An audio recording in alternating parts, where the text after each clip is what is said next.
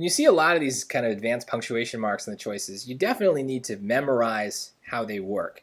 But for this particular question, I think that the real strategy is just to make sure that you narrow your focus to just like one thing at a time. There's multiple things changing in this question. This is not one question. This is two or even maybe three questions. So I'll kind of go through in the order that I think about it. Number one, I see the semicolon. So in order to use a semicolon, I need a sentence before and after the semicolon. Now, other punctuation marks, the dash, the colon, require sentences beforehand, but it's only the semicolon that requires the sentence at the end. So this is really what I'm testing first. Is the thing after the semicolon a sentence? Engineering healthier, more stable ecosystems. No, that is not a sentence. That is just like a random phrase. There is no action here. What is engineering healthier, more stable ecosystems? Doesn't say. So there you go. Get rid of it. That does not work. And so we're already down to three choices. Now we have some other options. I know what ends up being the right decision here. I think maybe what I would do next, I'll include this. So the thing I would do next is I would think about maybe the colon rule. So basically, the colon requires a sentence beforehand. We have some options for what can come at the end. It could be a sentence, but it could also just be its own kind of fragment. And so we saw we have a fragment. But let's check beforehand. Is the thing before the colon going to be a complete sentence? Through such initiatives, beaver populations are doing what they do best. Yeah, I could put a period there. We've completed the thought, right? So that checks out. And so for that reason, I can't eliminate the colon.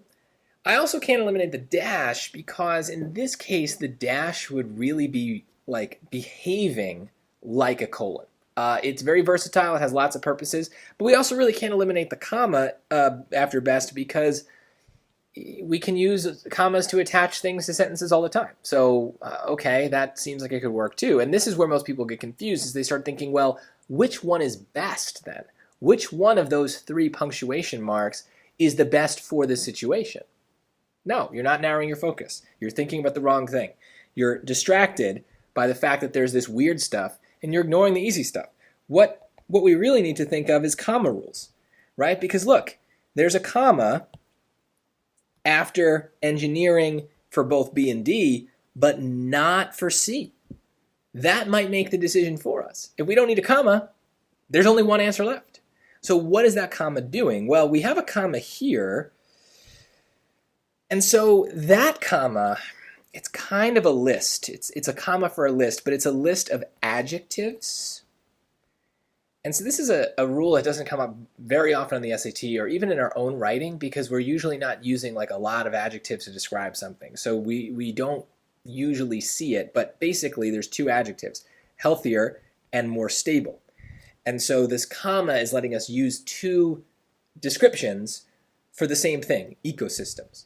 So we could say that the ecosystems are healthier and more stable, but because of the order of things here, we've put them both beforehand, and so this comma lets us attach multiple adjectives to the noun.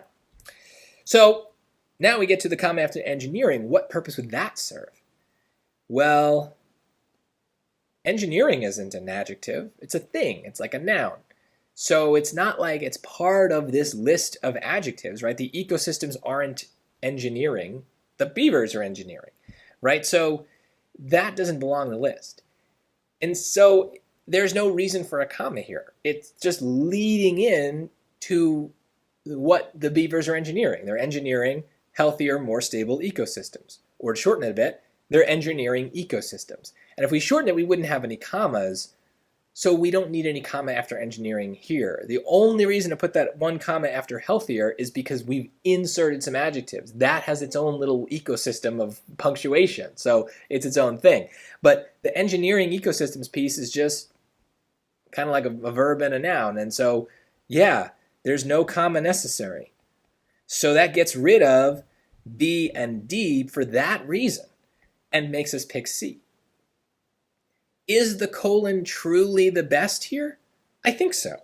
Because what happens is when we use a colon, the second part is an answer or explanation to a question that is implied by the first part.